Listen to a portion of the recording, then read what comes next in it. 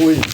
Et la deuxième partie de notre speech de ce jour, nous parlions de la balkanisation et de la révolution en République démocratique du Congo. Nous venons de parler de la balkanisation. Maintenant, nous allons parler de la révolution en République démocratique du Congo, tout en s'inspirant toujours de cette vision dont je venais de vous parler dans la première vidéo.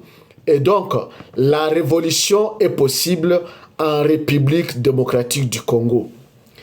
Pourquoi la révolution est possible en République démocratique du Congo? Vous avez suivi dans cette vision que j'ai vue que l'homme de Dieu qui a intervenu avec force pour faire sortir l'insensé du pouvoir, disons, pour faire sortir l'insensé du trône du pouvoir de l'archevêque qui est Dieu, qui représente Dieu. Et l'homme de Dieu, il a fallu que l'homme de Dieu utilise la force, mais il n'a pas agi seul. Il a agi avec les autres. Il y a d'autres gens, les autres qui sont venus les soutenir et ensemble, ils ont parvenu à faire sortir l'insensé du pouvoir, malgré que l'insensé avait utilisé une force farouche. Il était résistant et ne voulait pas quitter les trônes de Dieu, les trônes de l'archevêque, mais avec la force, l'aide des autres, il est parvenu quand même à sortir parce qu'il a senti que la force qui insistait sur lui et qui agissait sur lui était forte que celle qu'il avait. Et donc vous comprenez que cette force, et moi à mon niveau, je l'ai appelée que la révolution. La révolution. Oui. Et donc, pourquoi la révolution en République démocratique du Congo? Je venais de l'analyser spirituellement, la possibilité de la révolution telle que je l'ai vue selon la vision que j'ai vue la nuit spirituellement. Maintenant, je vais expliquer scientifiquement et sociologiquement quant à ce que nous voyons dans notre société aujourd'hui. Et avant d'arriver à l'analyse scientifique, soutenue par des auteurs scientifiques, je veux parler de l'analyse sociologique. Oui, selon les réalités socioculturelles que nous vivons dans notre société. Et je vais partir des revendications identitaires, des clivages et de la théorie de la frustration. Oui. Et je vais parler d'abord des revendications identitaires. Quand vous voyez les revendications qui se trouvent au nord Kivu, au sud Kivu, quand vous voyez les revendications identitaires qui se trouvent au Katanga, avec les Baluba qui s'identifient à la personne du président de la République et que le président lui-même les soutient indirectement en leur donnant de place de choix sur la scène politique, en leur donnant des postes dans les entreprises publiques, en s'entourant d'eux et en leur donnant une place de choix dans les institutions politiques. Et donc, les Baluba s'identifient dans le chef du président de la République. Et donc, c'est là, ils commencent à revendiquer leur appartenance, jusqu'à même à aller plus loin et à dire que les pouvoirs leur appartiennent et ils vont vers l'extrémisme, mais ce ne sont pas tous les Baluba, je parle de certains. mais quand même en RDC, tout commence par le dire. Et après, on voit les réalités dans les actions et vous-même, vous analyserez si réellement ce pouvoir est leur ou il n'est pas leur. Oui, par ce qui se passe sur la scène politique, par les quotas sur la scène politique, et par les quotas aussi dans les entreprises publiques et dans les quotas et dans les institutions publiques.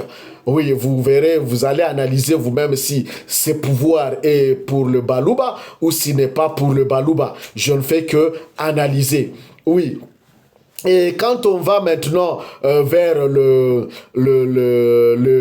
Bas-Congo aussi, au Bas-Congo, et qui revendique aussi l'indépendance, disant que vers les années, je pense, 1965, 64, 66, 5, 1964, 65, qu'il y avait l'indépendance de Bas-Congo et que certains commencent à revendiquer leur identité comme État indépendant. Et ils vont même à présenter, à fabriquer leur drapeau, leur monnaie, comme certains Katangais qui cherchent la sécession katangaise et qui cherchent à couper le Katanga, voire même ils montrent comment ils ont déjà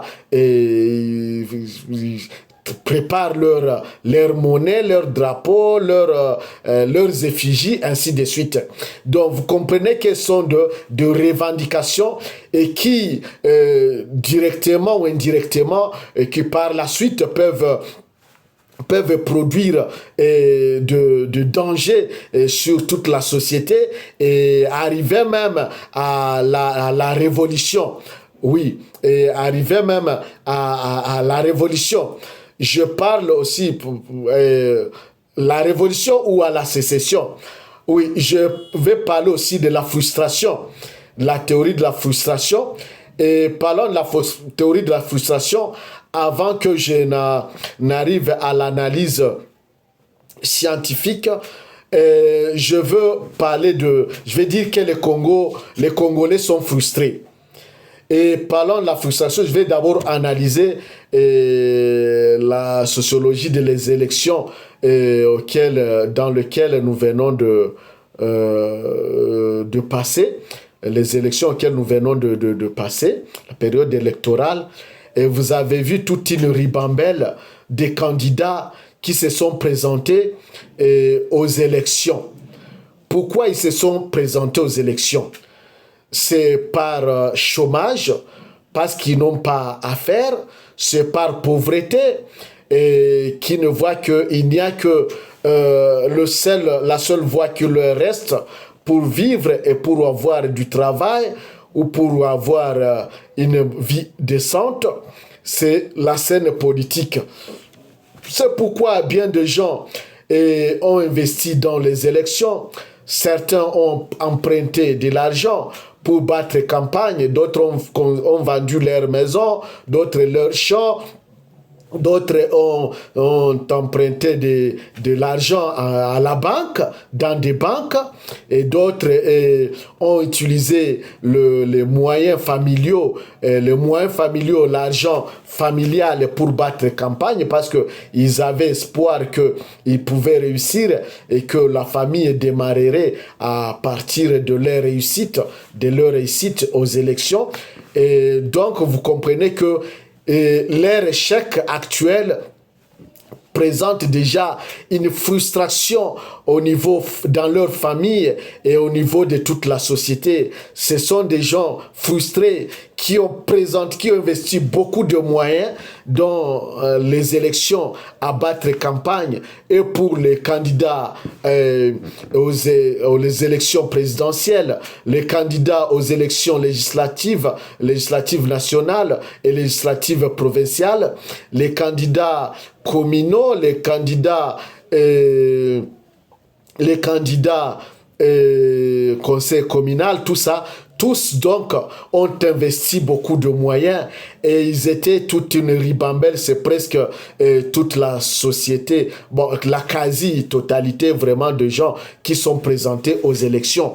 Mais curieusement, la majorité d'eux ont échoué. Vous imaginez la frustration qui se trouve, qui est venue s'ajouter à une autre qui est déjà dans la société par la moindre rémunération des enseignants, des cadres qui ne trouvent pas du travail, de scientifiques qui sont clochardisés, les étudiants qui finissent les études, qui commencent un chômage jusqu'à la thèse doctorale en chômage. Tout ça sont des problèmes au sein de la société et que même la répartition inégale de la chose publica, de la res publica, et donc ceux qui sont au pouvoir, qui s'accaparent de la res publica, de biens de l'État, et qui en font, qui personnalisent le bien de l'État, personnalise le bien de l'État et patrimonialise le bien de l'État pour le faire leur.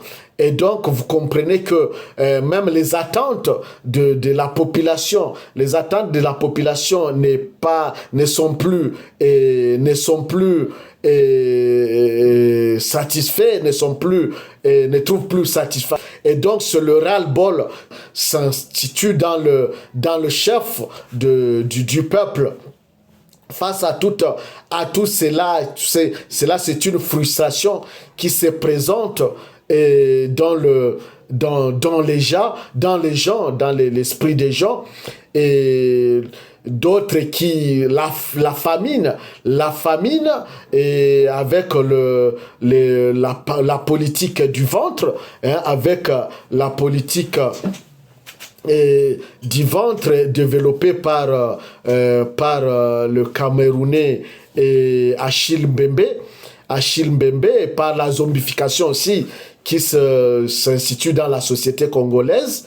Donc, vous comprenez que tout cela ne fait que faire accroître la frustration dans le chef de la population congolaise. La politique du ventre développée par le Camerounais Achille Mbembe, et que mes patriotes, c'est-à-dire qu'on a développé dans mon patrimoine socio-culturel chi, et qu'on a appelé les roulismes et les rouliers. Les rouliers, c'est n'est autre que la politique du ventre, c'est-à-dire que ceux qui sont au pouvoir ne partent là que pour manger, gonfler leurs poches, gonfler leur ventre, et ils se moquent du reste du peuple, et leur politique ne réside que dans le messianisme, et pour duper la population, et donc pour se jouer de la population. Et ils pensent que la population ne voit pas tout ça, n'analyse pas tout ça, et que ils pensent qu'ils peuvent faire endormir la population tout le temps. Et pourtant, on ne peut pas jouer avec la population tout le temps, et il arrivera où un jour où la population peut s'élever et dire niet. Tout cela, chers frères et chères sœurs, ça amène la frustration dans l'esprit des Congolais, avec beaucoup d'antivaleurs qui se trouvent dans la société congolaise. Avec la faim, la famine, les guerres d'ici là, les enlèvements, les tueries, les drogues qui se présentent dans la jeunesse, c'est parce qu'il n'y a pas d'encadrement de la jeunesse, et il n'y a pas de travail dans la jeunesse, et les parents eux-mêmes qui ne savent plus à quel sens se vouer, et ceux qui sont au pouvoir ne pensent qu'à leurs amis, à leur famille et seuls, et quand ils viennent dans la périphérie vers la base. Il n'y a que mater le peuple, distraire la population et haranguer la population par des discours messianisme et par la démagogie. Tout cela, chers frères et chères sœurs, ce n'est que produire la frustration dans l'esprit du peuple congolais.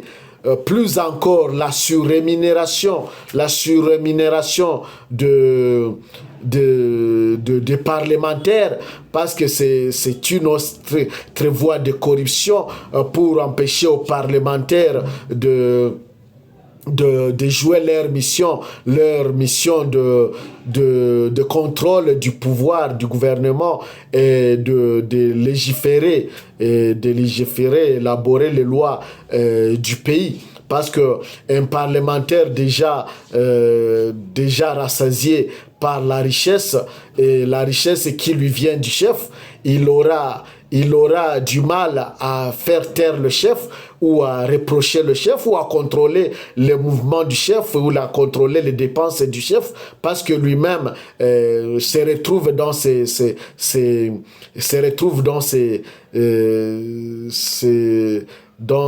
les chefs, il se retrouve dans les chefs, et donc il mange sur l'assiette du chef. Et donc, il n'aura plus comment contrôler les chefs, comment dire non au chef, parce que lui-même mange à l'assiette du chef. Et donc, il est frustré, lui aussi. Le parlementaire est frustré, il est muselé et il ne peut plus faire son rôle comme il le faut. Et vous verrez que tous les parlementaires ne sont pas mauvais. Ils ont quand même, malgré la rémunération, la surrémunération, malgré les émoluments, la surélévation des émoluments, et quand même, il y a de parlementaires qui ont quand même la conscience et qui peut-être manifestent leur volonté de faire mieux, de parler pour le peuple, mais malheureusement, comme il y a déjà un système déjà corrompu, ils ont du mal à s'en sortir. Mais comme eux-mêmes ont de besoins, et on a quand même de quoi nourrir leur famille, et c'est quand même, ils en font un travail, et ils n'ont plus d'autre travail que celui-là. Donc vous comprenez que c'est la frustration sur frustration.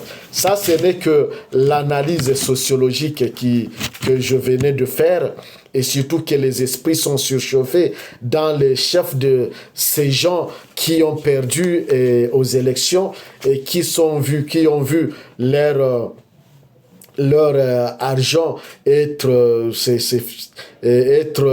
dépensé dans la campagne. Ils ont beaucoup investi et qui n'ont rien apporté, et d'autres seulement ont échoué par manque de quotas ou par injustice.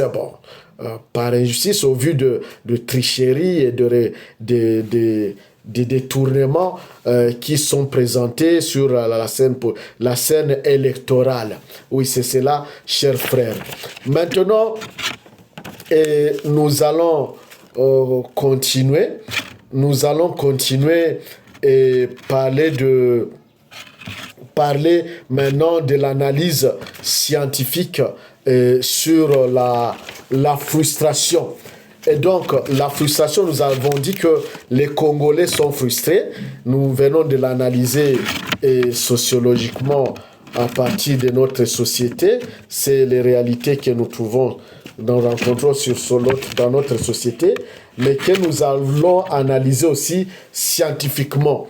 Et nous allons partir de la thèse libérale du changement révolutionnaire et emprunté par les auteurs tels que le couple Madame et Monsieur Ivo Fieraband, et James Davy, et Crane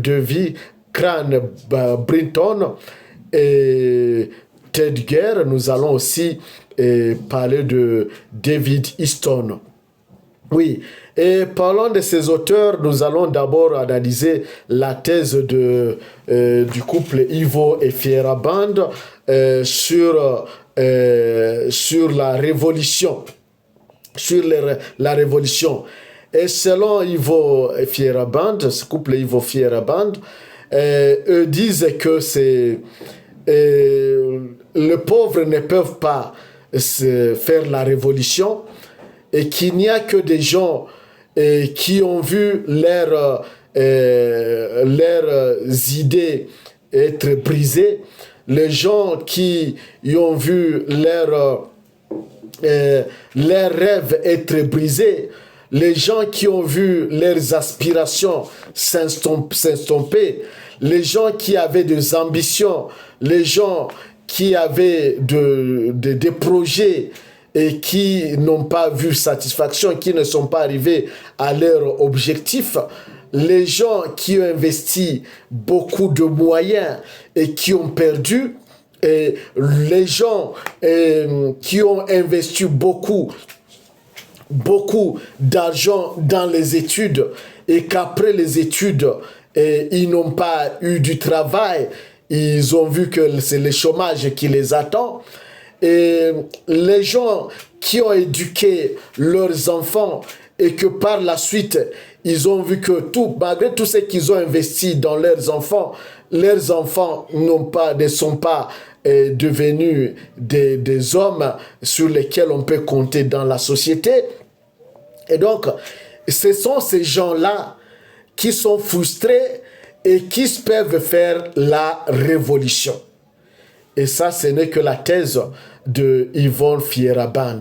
Donc, il n'y a que les gens qui avaient des ambitions, qui n'ont pas arrivé à leurs ambitions, qui ont cherché du travail et qui n'ont pas eu du travail, qui ont tout fait pour évoluer dans la société. Et malgré leurs capacités, malgré leurs compétences, ils n'ont pas évolué dans la société. Les gens qui ont tout pour évoluer, qui ont des atouts, ils ont des diplômes, ils ont tout pour évoluer dans la société, mais qui ont vu malheureusement, à cause des injustices qui se trouvent dans la société, à cause de la politique, la mauvaise politique des gouvernants, ils ne sont pas arrivés à l'objectif de leur vie. Il n'y a que ces gens-là qui peuvent faire la révolution. Ça, c'est Ivo Fieraband. Maintenant, quant à Tedger lui dit que dans sa thèse, dans son livre Why Men Rebel, pourquoi les hommes se rebellent, et Tedger dit que c'est lorsque les gens ne se retrouvent plus dans la chose publique, lorsque les gens ont donné leur contribution en termes de support, en termes de support au système politique, en termes de taxes, redevances, impôts, et ainsi de suite, et qui s'attendaient au feedback du système politique, au feedback des gouvernants, mais qui malheureusement, au lieu de que le gouvernant réponde correctement aux gouvernants, ces gouvernants ne voient que leur poche, ne voient que leur ventre, et donc ne font plus des actions au profit du peuple. Et donc, c'est tout cela ce qui amène le peuple à se rebeller. Lorsqu'ils ne trouvent plus leur compte dans les affaires publiques, lorsque le peuple ne trouve plus son compte dans la res publica, lorsqu'il ne trouve plus de son compte dans les échanges, dans les interactions entre gouvernants et gouvernés, c'est alors que le peuple se rebelle, lorsque le peuple se rebelle. Donc c'est lorsqu'il y a écart entre les aspirations légitimes de gouverner et les offres politiques des gouvernants que le peuple se rebelle. Et cette rébellion n'est autre que la révolution en termes d'action civile. Et donc, c'est ça que De Stone aussi dit que le peuple présente le ras-le-bol lorsque le triste est brisé ou lorsque le système devient sous-stressé, lorsque le peuple donne et qu'il n'arrive plus à recevoir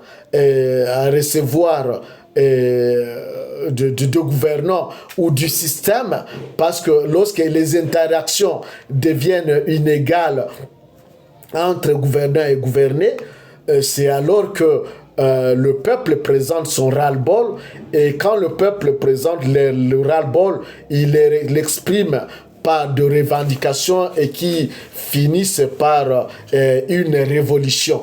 Oui, maintenant parlant de James Davy, quant à sa thèse dans Towards for a Theory Revolution, en français c'est traduit vers une théorie de la révolution, il dit que la révolution commence lorsqu'une fossé se creuse entre les aspirations du peuple et les décisions des gouvernants. Et ces décisions, des décisions de gouvernants, et donc lorsqu'il y a aussi des promesses non réalisables, et lorsqu'il y a la trahison dans les chefs des gouvernants, c'est-à-dire lorsque le peuple vote pour le gouvernant, et une fois que le gouvernant passe au pouvoir, ils ne réalisent plus ce qu'ils ont promis à la population, ce qu'ils ont promis au peuple.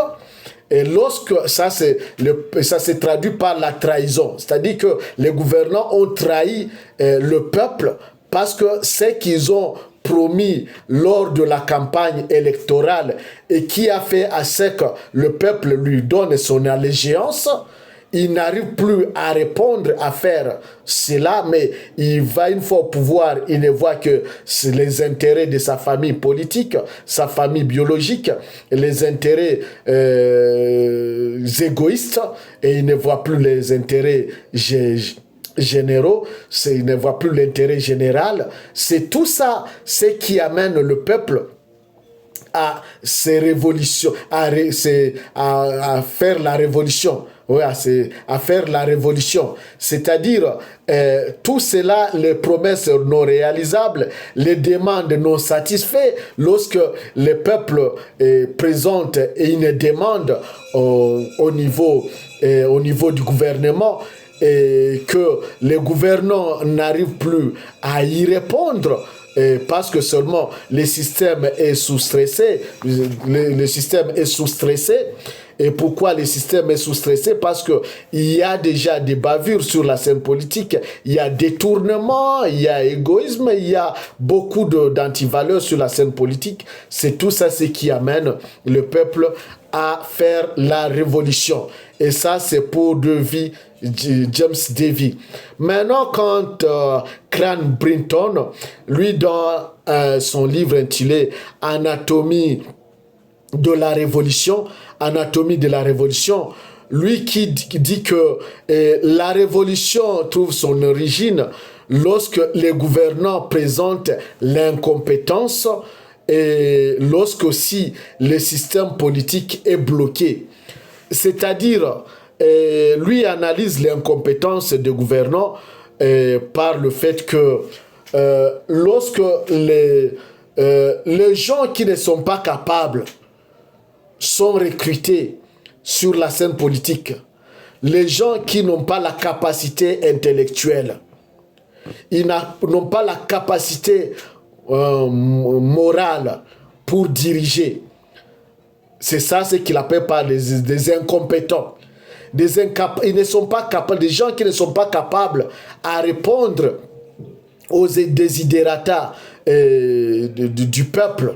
C'est ça l'incompétence dont parle Cran Brinton. Oui.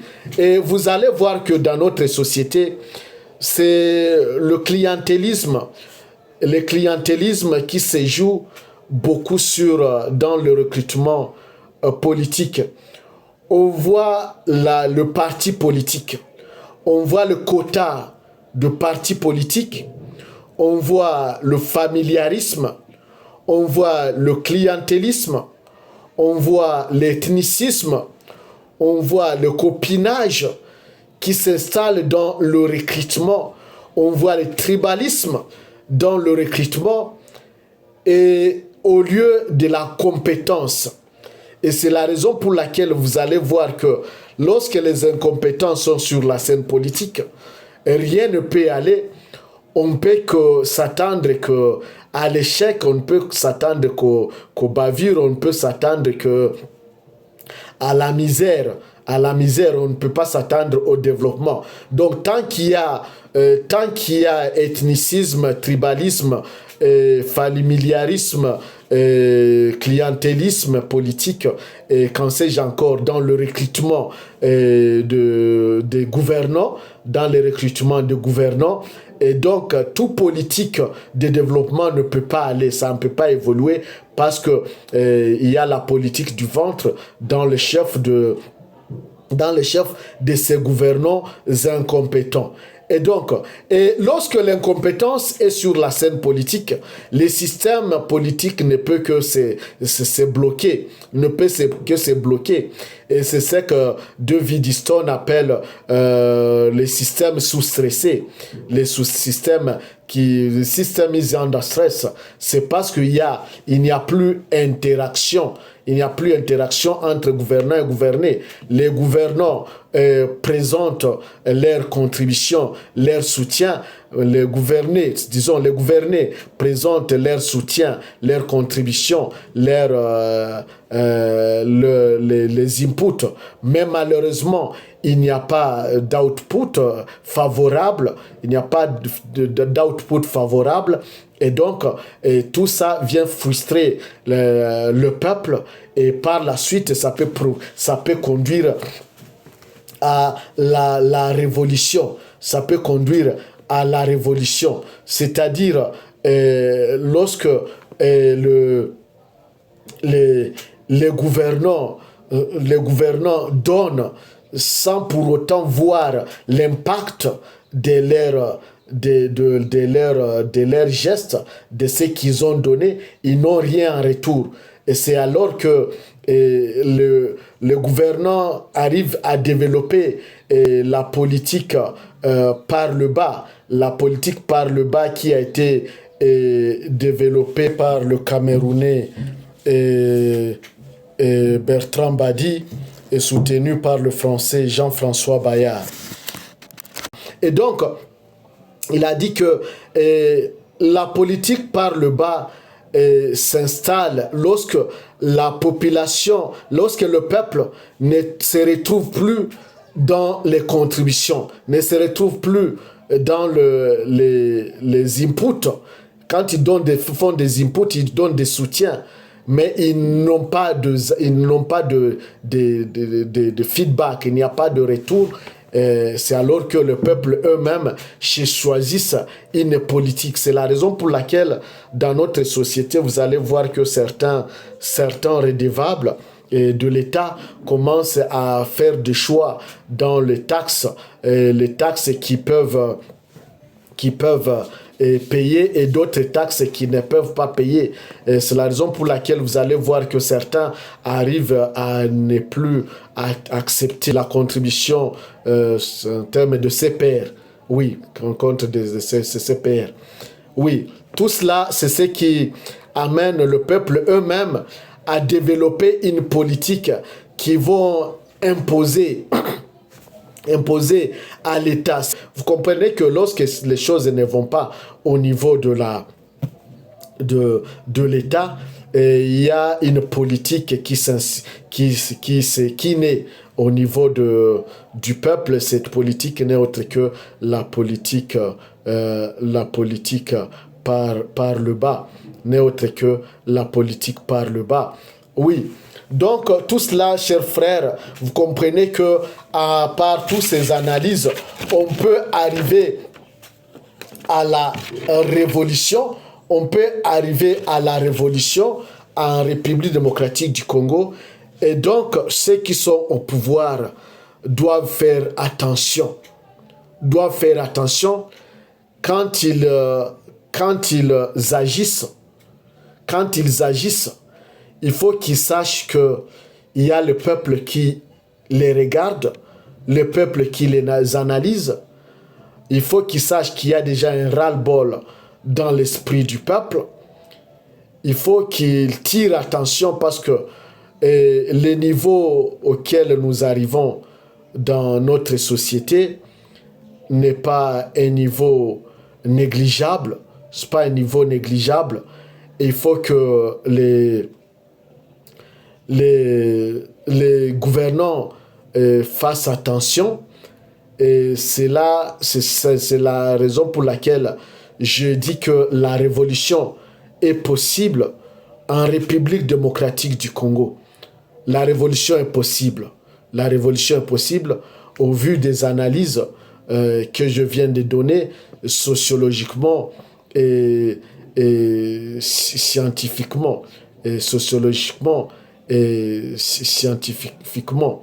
Oui, c'est cela, chers frères et chères sœurs, j'ai ainsi dit et je vous remercie.